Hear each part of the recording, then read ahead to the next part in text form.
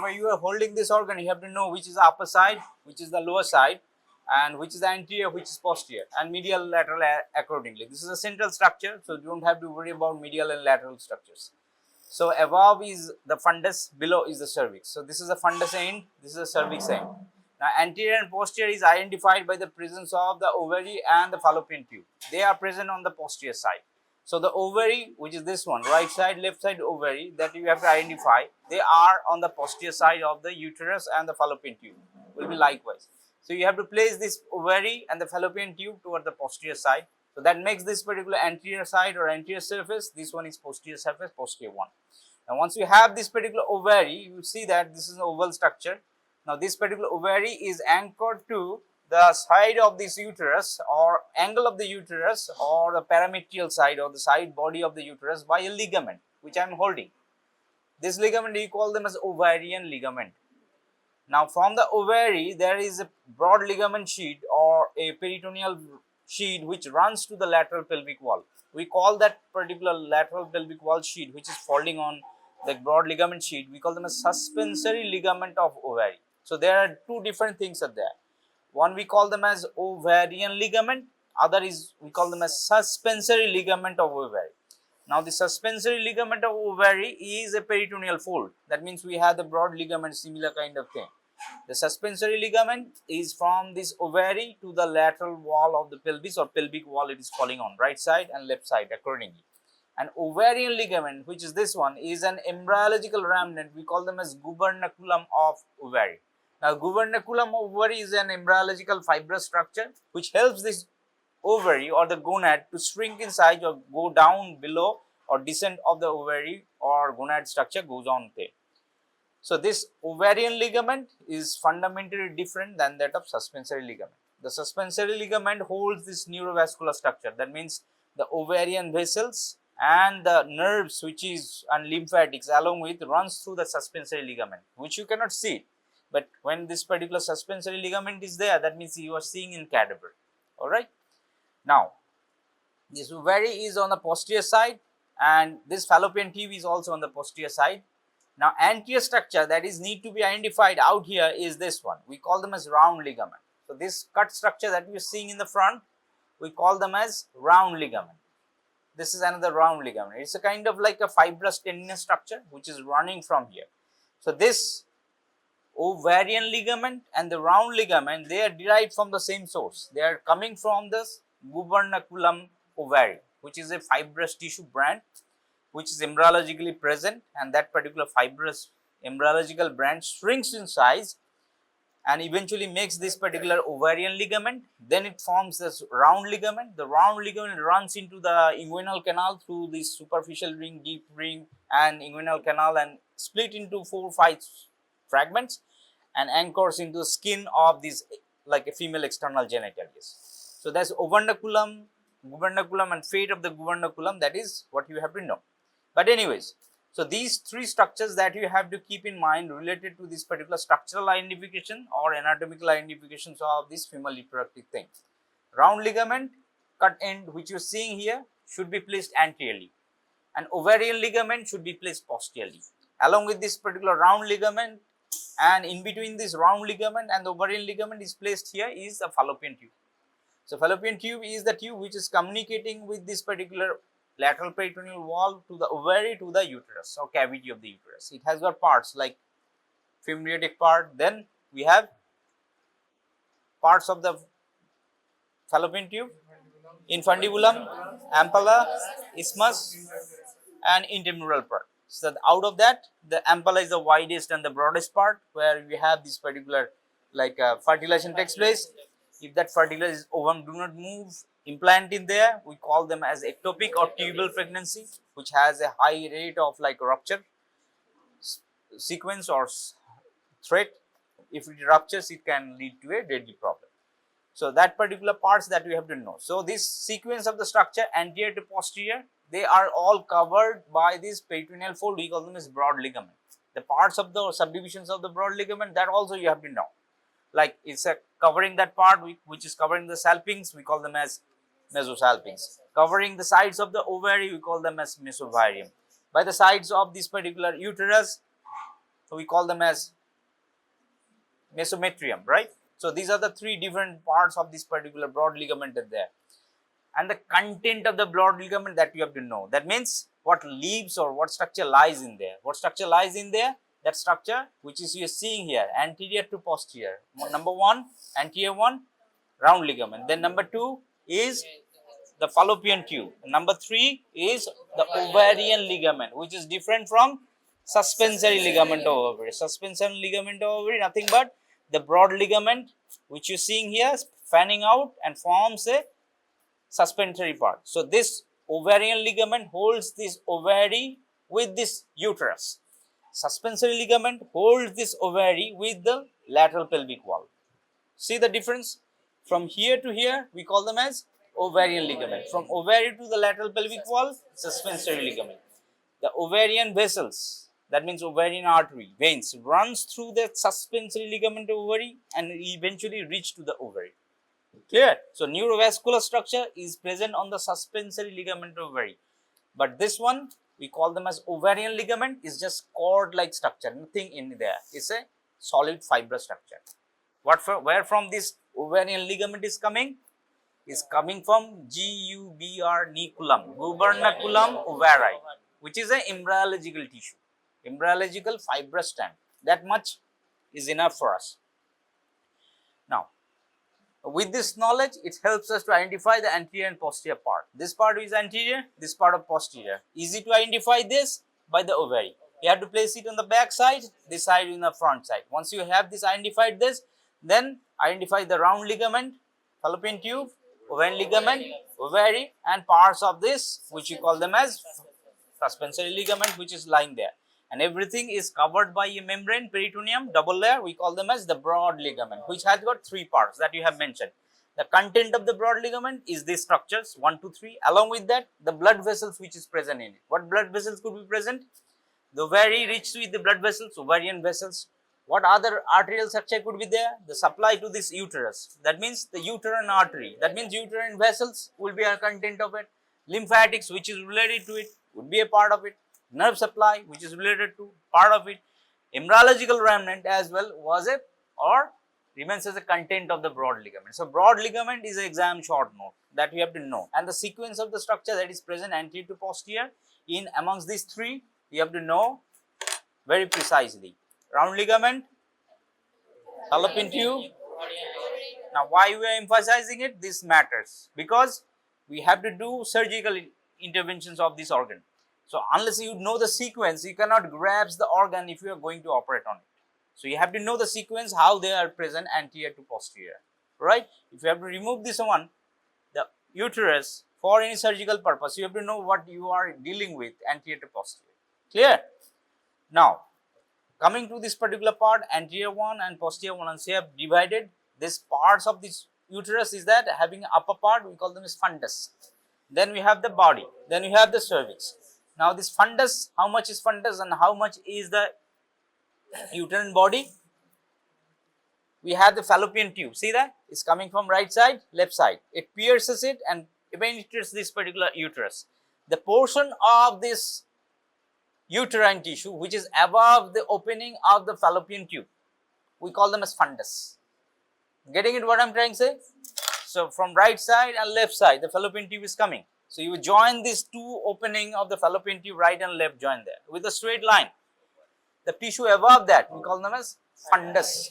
Fundus have no cavity inside. Then after that, we have the body. Till we have this particular lower part is going to have this cervix. So the cervix, body and fundus. The fundus is to be determined by above the opening of the fallopian tube. So you have to know the fallopian tube is opening there, above the part, we call them as fundus. Then we have the body, then you have the cervix. Now, the cervix which you are seeing here is having two communication end. We call them as os. So there are two osses are there. We call them as external os, one is known as internal os. Now see that, below the cervix, we have this vagina placed. So this vagina is joining with the cervix, making a connection or joining point or union point where the cervix ends, vagina begins. That particular point we call them as os. Now this os is present on the outer side. We call them as external os. Now this cervix or cavity of the cervix is communicating with the cavity of the uterine body. Now this cervix cavity, as it is joining with the body cavity of the uterus, again it is having another os or opening. That OS we call them as internal os. So there are two openings are there between this particular cervix. One is at the lower end or inferior end, between this vaginal opening and the cervix opening, between this uterine body opening with the cervix opening. Between them we have the canal of the cervix there. So cervix or canal of the cervix had two limits. We call them as os. One is on the external side, we call them as external os, that can be seen from the external sides. Through the vagina you can see that os. This is the os which you are seeing here. So this os we call them as external os. The examiner wants to know what you are seeing here. This opening we call them as os. So this os you are seeing here is the external os. How this os is defined? This is communication end with the vaginal canal with this cervical canal. Then we have another opening which is deep inside. We cannot see it. That os is communicating with the cavity of the uterus and the cavity of the cervix. We call them as internal os. Between these two os, we have this canal of the cervix, or we call them as cervical canal. The cervical canal, if you cross section it, it looks like a cylinder. That means it's a cyclical thing. Whereas this particular opening of this particular uterus is a pyramidal shaped, or not pyramidal shaped, it's a kind of expanded, which is pear shaped, which is broader. Then it is becomes cylindrical. As you can see, this is a cylindrical circular structure, right? So this is a circular opening.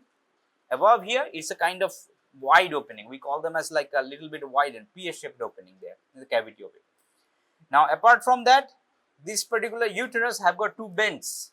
We call them as angles.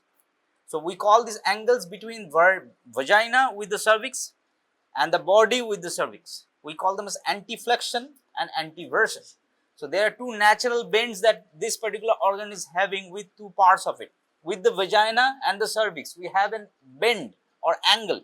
We call them as anteversion, which is flexing down, forward flex. And between the cervix and the body, we have another bend. We call them as anteflexion. So anteflex and anteverse, that means this, what you are seeing here looks like a trophy. But actually, this is not a trophy which sits like this. So there has two natural bends which is happening here. So this particular uterus is having two bends like this. So this above bend we call them as anteflexion between this body with the cervix. And then we have another bend between this vagina which is lying like this and the cervix. So there is another bend out here, we call them as anteversion. So that makes this particular normal position of uterus in normal anatomical position. We call them as anteflexion and anteversion. If you have lost the versions and flexions, then this particular thing looks like straight. Then it makes vulnerable for slipping out. So if this particular thing stays like this, if you have increased pressure on it, it will what? Drop down. If you have pressure on it, it will be slipping down. So nature has devised this angle so that if you have increased pressure, it will be bending forward. It will be bending forward to the organ which is present in front of it. Now if you see this anatomical relationship of the structure anterior and posterior to it, what structure lies anterior to it? Urinary bladder. What structure lies posterior to it? Rectum.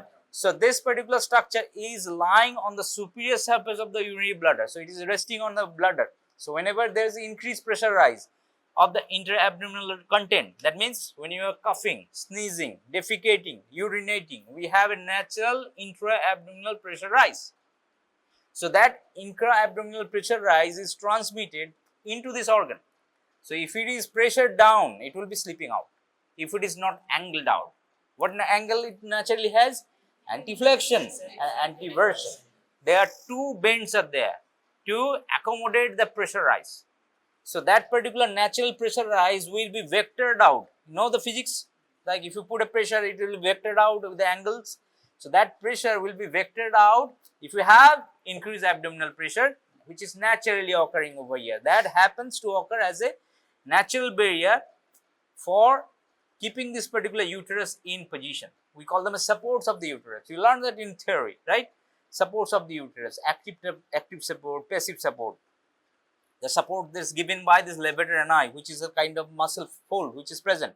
and as well as this particular ligaments which is present to it, and this angles also plays a role.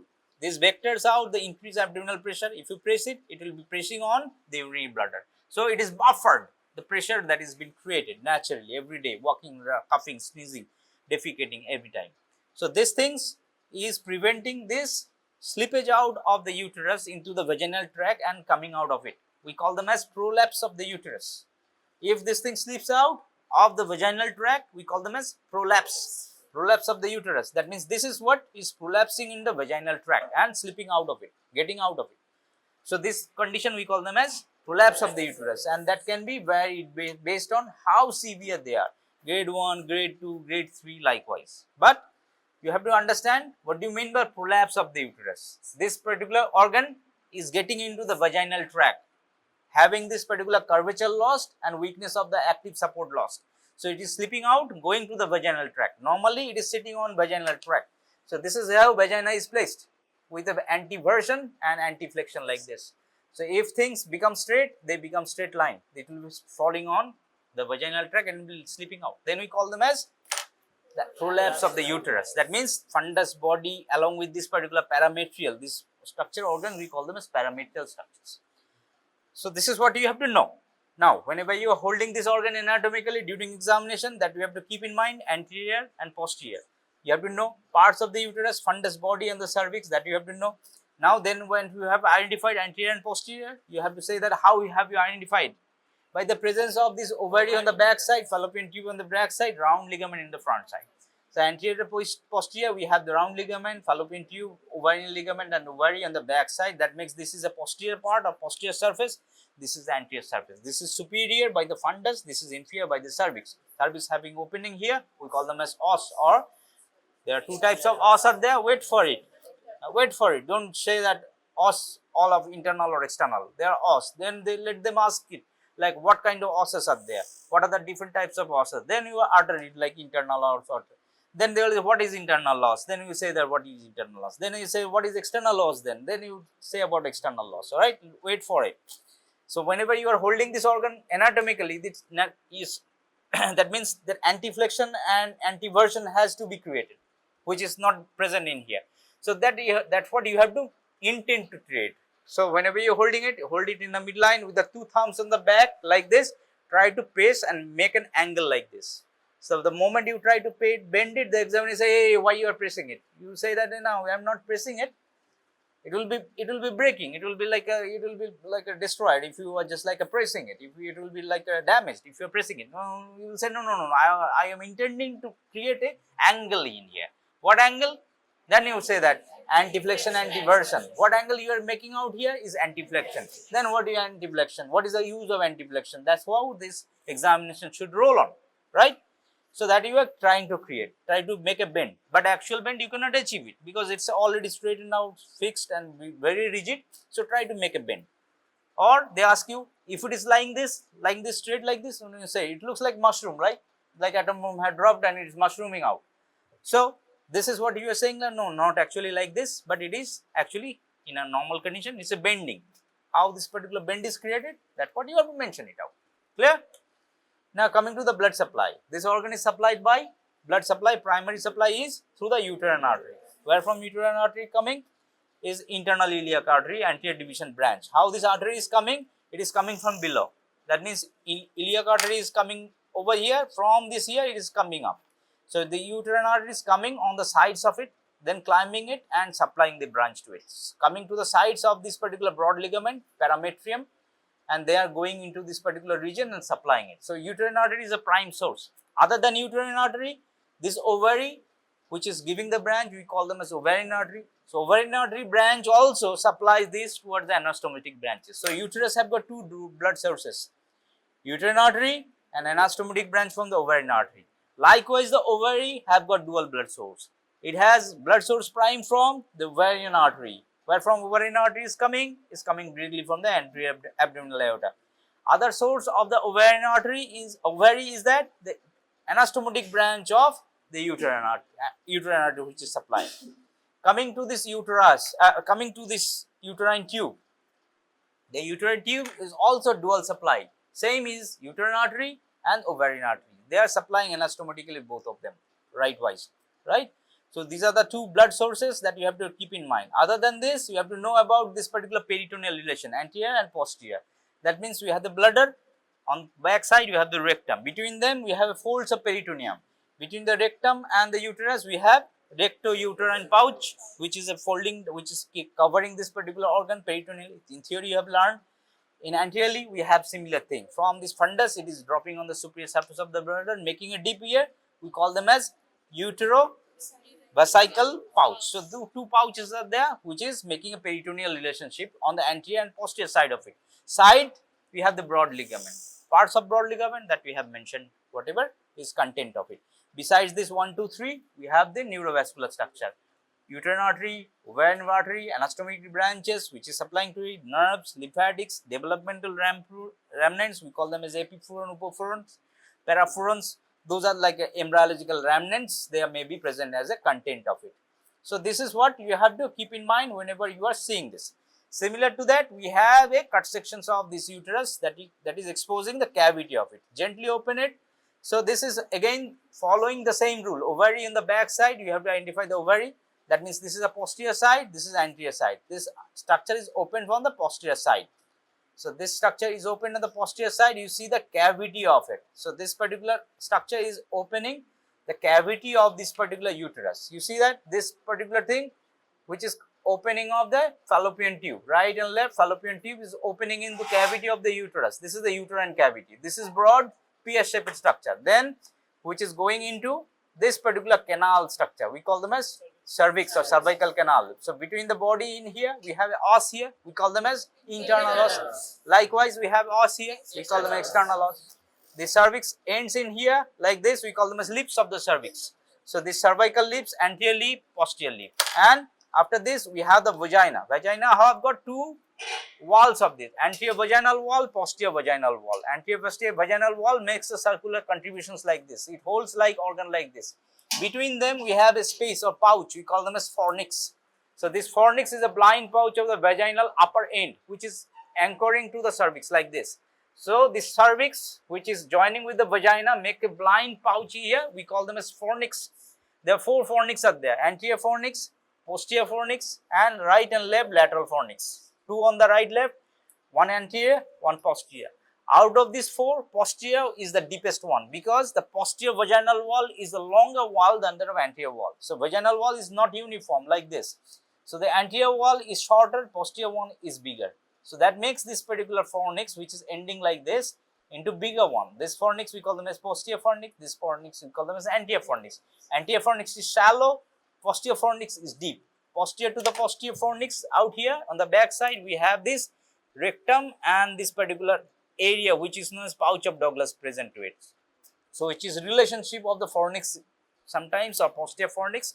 Examiner wants to know like about how do you know about fornix and what is the relationship of the fornix. The fornix is related to the pouch of Douglas. If you see a cross section picture of this uterus with the vagina and this like a pelvis, you will find this particular posterior fornix. The posterior fornix is related to this particular pouch of Douglas or recto-uterine pouch. That particular anatomical relationship or peritoneal relationship examiner wants to know. So this is all about this particular ovary, fallopian tube and this particular organ. Mostly you have to identify this anterior and posterior, above and below, like inferior, blood supply and rest things is theoretical.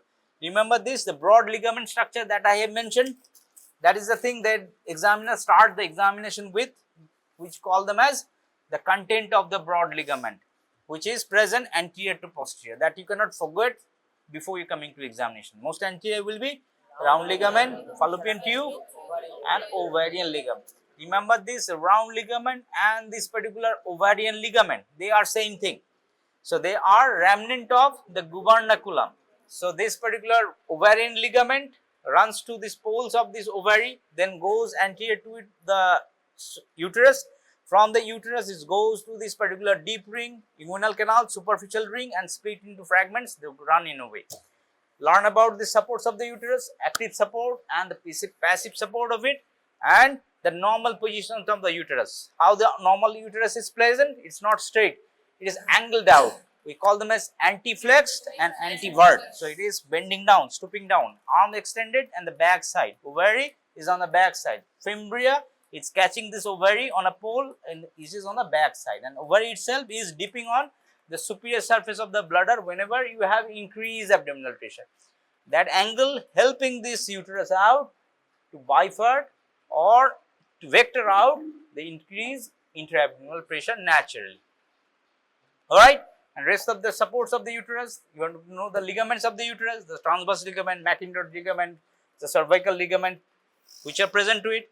The main support, we call them as this pelvic diaphragm, also known as the levator ani, that particular muscle. What are the different muscle components which is holding these things out? Then you have to know about this particular round ligament, broad ligament, which is an adjuvant sound, and the organ which is keeping these things compact out here, and antiflexion, antiversion, which is also buffering out the vector problem. Clear? Serve yourself. See this organ, try to identify the anterior posterior, try to make a bend and find a logic why you are bending this, creating antiflexion, antiversion. And in between which part we have antiflexion is between this uterus body and the cervix, and cervix and the vagina is antiversion. There are normal antiversion, antiflexion angles are there, 125 to 90, etc., etc. Don't go by the numbers. Remember the basic things, right? And what goes wrong if you lose this antiflexion, antiversion? It becomes straight out, chances of prolapse are there. Numbers, if you go by this, how much degree is there, 125 or 90 degrees, you forget the basic essence of it. We do not have to measure this, we just don't have a compass to measure this 125 or 190 degree. That doesn't count actually, right, at this level. Only thing for at this level, we have to know that we have existing angles are there, we call these angles, and how these angles are created. Between the body and the cervix, we have an angle, we call them as antiflexion. Between this particular cervix and the vagina, we have another angle, we call them as antiversion. Remember the V with the vagina, and other one we place it accordingly. And anterior to posterior, again